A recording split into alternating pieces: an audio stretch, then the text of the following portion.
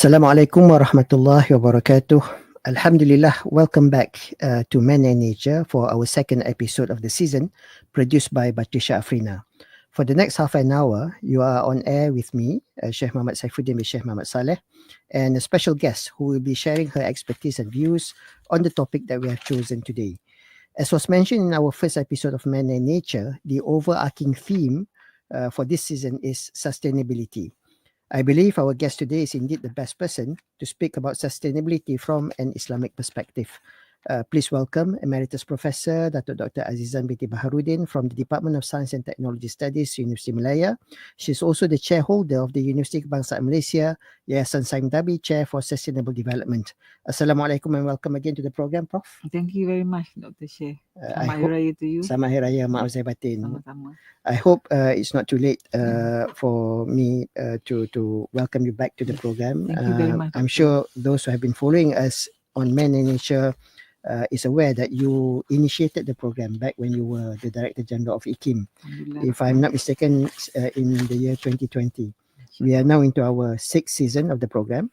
And for today, we will be looking at the topic Al-Mizan, Covenant for Sustainability. And I think this topic is very much close to your heart.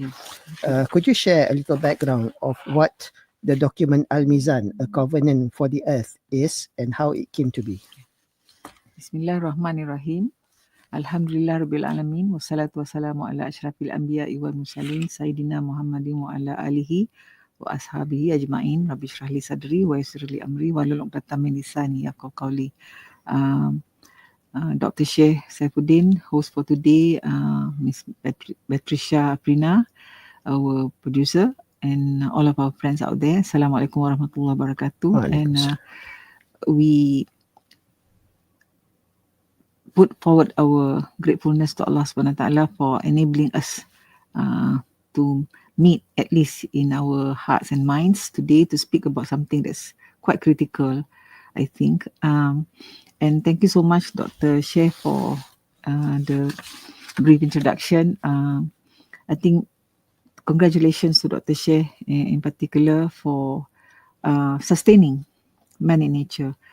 Some people may think that it is a seasonal kind of topic, but more so today, I think we realize that as we look at what's happening around us, the issue of sustainability maybe has been talked a lot by many quarters, from local to the international scene. But then again, in terms of individual efforts, individual changes, individual contributions towards sustainability, we have much to cover. So how did this document come to be? As we all understand, in the year 2015, or we might have heard, the Muslim community of scientists and theologians came together to bring forth what is called the Islamic Declaration for Climate Change. IKIM was very much involved at that time. This was in 2015. It was launched in Istanbul, Turkey. And then as a sequel to that is Al-Mizan. So how did it come to be? In the year 2019, there was the Islamic Conference of Environment Ministers, and they approved a strategy to enhance the role of cultural and religious factors in protecting the environment and achieving sustainable development in the Islamic world. So we underline the word Islamic world. We often think that Quran, Hadith has so much to tell Muslims as to their responsibility as khalifah. Nature is an amanah. But then I think with all due respects, we need to go deeper. And this was the aim of Al-Mizan, because as we will discuss in time, we want to share a kind of deep diving into why Al-Mizan? What is the meaning of Al-Mizan? And which part of the Quran actually transpired the whole idea of the document. So a group of leading Islamic scholars, if you like, and at that time, as we mentioned earlier, scholars from IKIM itself, from the institute itself, were invited to form a core group to draft this document, bringing together the latest scientific data, if you like. And what is interesting is that when we mention that sustainability, it's no more just the physical environment. It's getting much more, as you can glance, as you can glimpse, as you can learn from the 17 SDG goals. Actually, if you want to speak about whether it's physical oriented or social oriented, only 5, I think, goals actually speak about the physical environment in exact terms.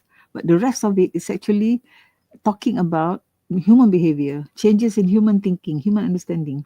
So this is right from the outset, we want to share. This is the aim of the Al-Mizan, to bring everything together. So if you like, we are sharing with the world, especially Muslims to begin with, who form majority, would say 25% of the world's population, to make changes in their own attitudes, in their own understanding of what their responsibility is as Muslims.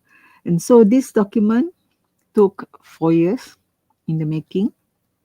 It was shared with more than 300 NGOs, NGOs and institutions that are interested around the world, including NGOs from Malaysia itself. And as you can imagine, we would like, or the writers of the document would like, this sense of ownership not to belong only to a particular group of academics or so-called scholars, but it should go down to the ground level. Because in Islam, as we've just witnessed during Ramadan, the spirituality is about the individual changing. If the individual does not change, then the community will not. And in today, when we speak about the world becoming a global village in such terms, describing our what do you call it, the interconnectedness, right? So this document would like very much for itself to be owned and to be acted upon by each and every Muslim, regardless of their station in life. So if you are in positions of power, of leadership, I think the responsibility is even greater. So in beginning 2019, a document was written out, and then it was vetted, if you like, in terms of its theological contents by the Council of Elders, which in the Muslim world is the point of reference vis-a-vis the authentication of the document. So head of that Council of Elders is Shaikh Al-Azhar himself. So today, document has a status of being universally accepted in the Muslim world. And the special thing about it is it is also talked about and debated and analyzed by interfaith groups. So this is how it came to be. And it has been translated into 8 different languages already. And if it's not too much to share, we are also in the process of translating into Bahasa Malaysia. There is a Bahasa Indonesia version, but as you understand, Bahasa Indonesia is not exactly the same as Bahasa Malaysia. So as and when progress is made, we will share, inshallah, with our colleagues out there. So inshallah. This is what happened. Yeah. Thank you, Datuk, for the introduction on the Al-Mizan document. As you are very much aware, there are so many narratives about environmental ethics from an Islamic perspective. So what makes Al-Mizan stand out? How is Al-Mizan different from the other narratives on environmental ethics from the perspective of Islam? Thank you so much, Doctor. We naturally ask that question because we have many publications. A very quick literature review will show us that so many writers in the Islamic world, both in Arabic, in English, in Turkish, in Urdu, in so many Muslim languages, if you like, even in Malaysia itself, there is not a dearth of information about principles as the nature is an amanah, we are all khalifah on the face of the earth and all that. So we celebrate that rich literature. But here we are saying, we are trying to make people understand, make ourselves understand why we need to support this document. Not support in terms of believing in it, believing in its value, but support in terms of acting upon it. So, and this is done in the document by, first of all, the document focusing itself on the title. And the title is Al-Mizan, or Covenant for the Earth. Dalam bahasa Melayu, Al-Mizan, satu perjanjian untuk bumi. So what is it that you are promising the earth? So you're promising the earth sustainability. And why? Is it because the world is unsustainable? Yes, definitely. And this is the crisis we have been educated to understand, especially by United Nations Education and Environmental Program Division. For example, we have the Millennial Goals, and then we have the SDG which started in 2015, and then it's supposed to end in 2030, right? And by 2030, we're supposed to have achieved the 17 goals of sustainable development. And we know there are so many issues regarding the achieving of those goals. So there is also this misconception that all these idealisms are from the West. They are not from the bosom of Islam, as it were. So I think this is what Al-Mizan is trying to explain by, first of all, telling people by deep diving into the meaning of Mizan itself, which is the balance. Balance, you can take it in many ways, but the main focus of the document in the early part of the document itself. The document, by the way, is about 90 something pages long, complete with to do. What are the things that we should be doing after this in practical terms? So if we all go back to Surah Ar-Rahman, where Allah SWT repeats 31 times, and which of my ni'mah, which of my gifts to you have you denied? To Kaziban, right? And it is interesting that before that ayat, which of my ni'mah have you denied? Allah will explain to you what He has bestowed upon mankind. But to go back to the terminology Mizan, it's very interesting, because I think you and many other scholars out there, many friends out there, are very well aware of Surah Ar-Rahman and its content. And the document would like to focus on ayat 7 to 10 especially. So in ayat Surah 55 Ar-Rahman, ayat 7, Bismillahirrahmanirrahim, and He has set up the balance, wa wada'a al-mizan, very specifically stating what mizan is. So, and then ayat number 8, so that you may not transgress the balance, al-mizan. Ayat 9, and establish the weight in justice and do not make difficult the balance. And then from so on, and then from beginning from ayat 13, fabi ay ala irabbika tukaziban. You know, the questioning begins. And interesting about Mizan is, our question is, how is it different from the other narratives? It deep dives into the word of Al-Mizan. And Al-Mizan balance. So we are constantly reminded of the symbol of the balance when you weigh things, right? So if you look at the scientific data, what's happening is the world has gone out of balance. And the world here in a holistic sense.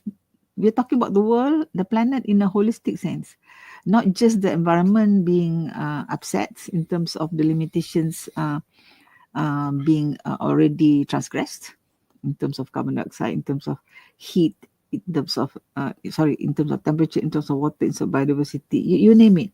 There's a long list of that. But as pointed out by Professor Sapsinas back in the 1960s, and Rachel Carson and the other scientists before that, what has happened is that there is actually a spiritual crisis. So what we have neglected to understand is that the Quran may be talking about, so people may think about establishing the balance in terms of, especially ayat number 9. Number 9. So when you do trading, make sure you do not cut short what the other is owed from you, right? But here, it's in a holistic sense, it goes into the meaning of Mizan as it pertains to the earth, as it pertains to human beings occupying the earth. And here it is of critical importance in the sense that Muslims must understand that the message of Mizan is not just for them alone. It's for all of humanity.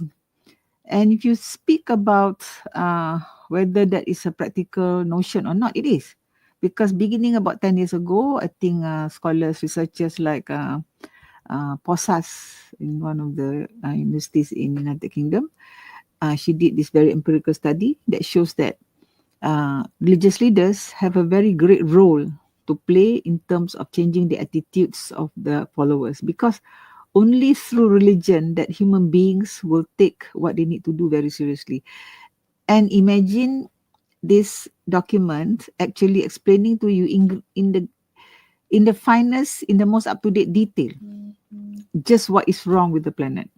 Now, some people may not like us talking this way. You're talking about doom and gloom kind of situation, but this is not about being, dooming or being gloomy. No, this is reality. Just look at what's happening out there, and our own country spends billions of ringgit in terms of mitigation, in terms of coping with the after effects of disasters, which even ordinary people today, I mean, when I say ordinary, I mean people who may not be, experts in this matter, are saying, what, the weather is so uncertain. It's like, it's very hot in the morning, and then it rains, and then, we were not supposed to have floods this time, and so on and so forth. So it seems like climate change, which is the most obvious impact or symbol of imbalance, the lack of Al-Mizan, is there for everybody to see. So the good thing about this Mizan is, okay, so you understand, and hopefully you understand it. And I think next part of our discussion we will go slightly deeper into how our Rukun Islam, 5 pillars of Islam, in doing that, in doing the 5 pillars of Islam, we actually, if you do it seriously, and we should be, because the recent Madrasah of Ramadan would have, I think, should have taught us many things in a more than shallow manner. Then the call for acting upon the situation is not a collective call. I mean, it's a personal call now, and it's personal call by whom? Not by the writers, by the mighty Creator Himself, Allah Subhanahu Wa Taala. And how dare Mizan make that statement? Yeah, this is why we need to read the Mizan. This is why we need to understand the Mizan, because it is different from the other narratives in that it explains to you in detail, beginning with how nature is full of signs of Allah SWT. Without you understanding the ayat-ayat kauniyah and all that, you will not know your Creator. And without knowledge of your Creator, without true knowledge of your Creator, your iman will be defective. And it is today imperative, it is an imperative that not only the iman is resuscitated, but the value of that iman, which is action, the doing of something, that has to come to the fore. So again, in the explanation of all of that, are we saying that all the other literature is no? This is like bringing all the literature that we have together, and then like polishing it up, and then like having an action plan. Now, is this document sort of set already? Like it need not evolve to something? No, not at all. It's a dynamic document. It's just a dynamic thing, like any processes of evolution.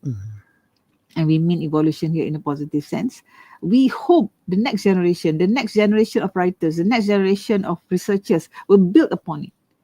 Okay, and already we have signs such as movements like the Green Mosque, such as movements, especially with our brothers and sisters in Indonesia. I think they are moving forward slightly faster because I think of their numbers, because of conditions of life there.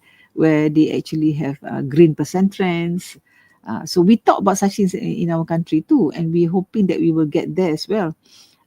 We hear of water wakaf in Malaysia, so we want more of that. So the critical thing also is Mizan is asking Muslim scholars, young people, when we say young leaders, let's say young leaders, and this is the call for the imperative of sustainability also. We are talking today about sustainability leadership, which is very interesting. So if you ask me again, back to the question, how is it different? It is different in that it gathers all that is already available, putting it, ordering it in such a manner that after this, we will have more concrete actions that we can do together. And that's a keyword. The jama'ah, working in jama'ah is critical. I think gone are the days when specific groups Working in silos. They think they can, you can go on, but can you deny with all the developments in ICT and all that? So why is Allah Subhanahu wa Ta'ala giving us all these wonderful, creations now, technological creations, precisely. And then like right now the document is in written form, as both you and I are looking at it on the table now, but it needs to be in other forms, is it not? It needs to be, it has right now several chapters explaining the different things that is of importance to bring back the balance, so to speak, to the earth, right? So whose job will that be? And then when are we going to say that this should be in the curriculum? Which curriculum? At which level? And so there's a lot of creativity in terms of content adaptation that is needed. So we really hope that Man and Nature, your good self, and the colleagues at IKIM and elsewhere, will come on board to make this worth our challenge, if not for the next few years. This year, we can start this year. Okay. Inshallah. Yeah. Okay, Prof. Basically, the document has taken stock of the reality of today, correct. Especially in terms of the condition of the planet. Correct. One criticism that some people may have is that, we are very good at coming up with documents. Correct. But the challenge is translating what is written into meaningful action. So, could you please provide some examples with regards to Al-Mizan? How do we actually translate what is written into practices? Okay. We will answer that question in two ways. Do you have time, Doctor? Yes, we. I think we already mentioned a little bit earlier on. In terms of knowledge contents, that is valuable, isn't it? I mean, we have many books, we have many articles, we have the famous hadith on the environment done by our wonderful Islamic scholar in conjunction with Prof. Zaini Ujang, who is an engineer by training and also an expert on environment. We have such collaborations. This is wonderful. And we are told that IKIM, for example, itself have done quite very good meetings of the councils, the Islamic councils of various states, and looking at the fatwas. So I think those are examples of actually a theory being put into action. And as we speak, there are several students already in our local universities taking up the study of Mizan. So we hope this will continue. And then more critically now, for the individual, kami nak buat apa? I mean, what do we do as and I think it is not rocket science, but certainly the dakwah has to continue. The dakwah has to be sustainable. You have to understand that what needs to be done to bring back the balance to the planet physically and especially amongst its inhabitants of the planet, is a change in worldview, in mindset. Okay, so just now we just spoke in general, Doctor, but one of the important contribution of this document is to describe to you how did we come to be this way.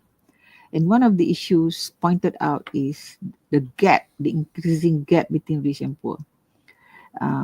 We've all heard of the report by Forbes and other organizations. 2,000 billionaires in the world actually own more than 60% of the wealth of the planet. And what's happening is those who are least in terms of contributors to the problem, like carbon dioxide increase in the atmosphere, which brings about the rising in temperature and all that, they are the ones most vulnerable. So the injustice, remember when we spoke briefly about Surah Ar-Rahman, balance also means justice first and foremost. So this injustice is perpetuated in the form of how we do our trading, our economics, if you like. And here we'd like to put a caveat, Doctor. We are not like criticizing the system, as we are all deeply inside it at the moment, but we're talking about the alternatives that Islam can give us. And many experts out there. What is Islamic economics, and what is venture wakaf? How is venture wakaf helping circular economy and all of that? But how come the action part is so difficult to sort of achieve? Yeah. So this is where I think very humbly, and this is where our moral strength. Doctor spoke about moral strength, moral compass, right? We all have it, right? Because Islam is a deen of fitrah. We all know that the desire to do good is inside all of us. And as reminded by Surah Az-Zalzalah, every atom speed of good that you do will be rewarded, and vice versa, right? So this is where, if I may, if you have time, so beginning with Surah Al-Baqarah, okay. O humankind, worship your Lord who created you and those before you, that you might learn reverential care. So this is in the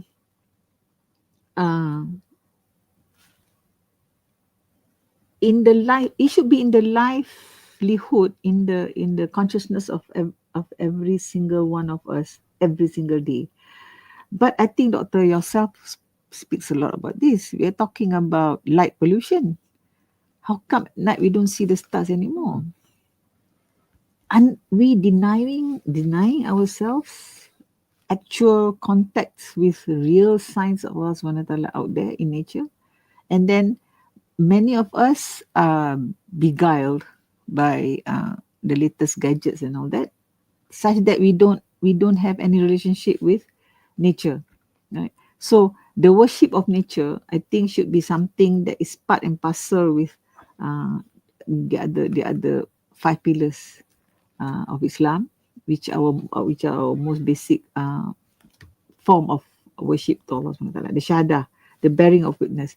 Because then if we don't do what we just said, then we are denying, we are not being true to the shahadah, right? When we embrace the faith of Islam, when we sound the call to prayer, when we pray, and at countless other times throughout our lives, we bear witness to the oneness of Allah. How do we actually do that? If we don't actually have any relationship to nature, we're not witnessing the greatness of Allah through nature. Why? Because we misunderstand that having so much light at night, that is the way to be. But who said that? So Mizan is good in the sense that it makes people say, hang on, how is my way of life actually being true to the 5 tenets, to the 5 pillars of Islam? So then we need to hold Allah SWT in reverential awe. Are we in awe? Are we in awe of Allah SWT, whom we are obliged to serve by utmost goodness to all beings? So if you are in awe of Allah SWT, it's just not a feeling. It's not just an emotion. It is also transcribable into how we treat the other beings. Look at what's happening today. We're not even, don't talk about cats and dogs and trees and all that. How we treat each other, human beings, within families. If you are a fan of local cinetrons, which I am, and I give the excuse of wanting to understand what's happening, and when we learn that artists, including people who write the scripts and all that, they actually reflect upon what's happening truly in society. And there is so much talk about families breaking up, funny things happening, people certainly not following the Sharia. So yes, we see an increase in spirituality, outward spirituality, but a dearth, an increase in religiosity, but there is a dearth of spirituality. The soul of the Shahada is not there. So that's one. And then our Salah, so in the prescribed prayers 5 times a day, we undergo a profound immersion in the values and ethics of our faith. We join all things in the heavens and the earth in praying and glorifying God. For each thing knows its prayer and glorification, and God knows what they do. And this is in Surah 17, ayat 44, Surah 22, ayat 18, Surah 24, ayat 4. Ayat number 4. So the times of prayers are known by the position of the sun or its effects on the nights. We prepare ourselves for prayer with pure water, or if there is none, clean with dust and all of that. And there is a hadith that says, the earth has been made for me a place of prayer, pure and purifying. So wherever a person of my community may be, when the time of prayer is due, let him pray. So it is not a duty that we have to dispense with. It is something that, as the document describes, you have to be immersed in it. So this is for me something that is lacking, So when we speak about the environmental ethics, Islamic environmental ethics, we don't go deep enough. So I think this is one role that the Mizan is playing, and so on and so forth. And the Mizan explains to you how does doing zakat, how does doing siam, and hajj and all of that. How in all those rituals, you are actually rejuvenating once again the Mizan. You're bringing it back. The Mizan, the balance, and hence sustainability. So we not only want to be talking about sustainability in Western terms, with all due respects, we are all Westerners to a certain extent. I mean, the world cannot be divided easily anymore into East, like EB in Malaysia, and West, like the US is. No, we are now, because of technology, we are both there and here. Right? It's a borderless world. It's a borderless world, and again, inshallah, UNEP, United Nations Environment Programme, under which Mizan as a project is put under, and UNEP has also appointed a council of interfaith scholars, leaders, whatever, and IKIM University Malaya is part of that group. So there is no hiding the fact that even in worlds, in parts of the world where religion is not the in thing, if you like, it is very much hoped and expected that people who are in positions of religious influence, they should be talking about this. And here we speak about having influence in very humble terms, right, Doctor? I mean, like, if you are a spiritual leader, so-called, I think you understand that the responsibility is much greater on your shoulders. And today the world is talking about behavioral change, and this is where in the West, they know that behavioral change is needed, but they don't know how behaviors are to be changed. So another door or window that Mizan is opening up now is psychologically, and I think this is spoken about in other fora in IKIMfm, for example. Islamic psychology is coming to the fore. And in terms of our Ministry of Health, I think there is an act that allows traditional medical, Traditional and complementary medicine. precisely, right. So my point here is, now is the time we have to act, Doctor. By first of all, because we don't have time to go too much into everything, but I hope we can have a kind of glimpse that we need to support. And those of us who are in the business of actually looking at this and transmitting the information out there, I think it is an added bonus to understand that this is fardu kifayah. Right. This is not simply fardu ain anymore. Right. I think that nicely wraps up our discussion for Inshallah, today, Doctor. Prof. Unfortunately, It's okay, Doctor. time is not on our That's side, alright. but inshallah, I think we'll have Inshallah. more opportunities to Inshallah. discuss further on Al-Mizan.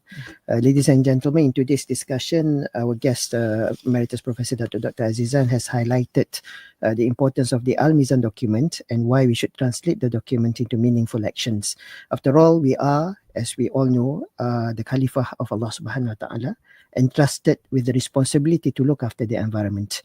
And this would surely mean that our actions and deeds in this world, in particular vis-a-vis the environment, will be accounted for in the Day of Judgment. Thank you, Datuk, for joining me into this Man and Nature. Inshallah, I sincerely believe that our discussion has been informative and beneficial to all who are listening. To all our listeners of Man and Nature, do tune in again next week at the same time for another discussion from another angle on sustainability. For the last 30 minutes, you have been listening to Man and Nature. I'm Shaikh Muhammad Saifuddeen bin Shaikh Muhammad Salleh, signing off until next week. Wabillahi taufiq wal hidayah. Wassalamualaikum warahmatullahi wabarakatuh.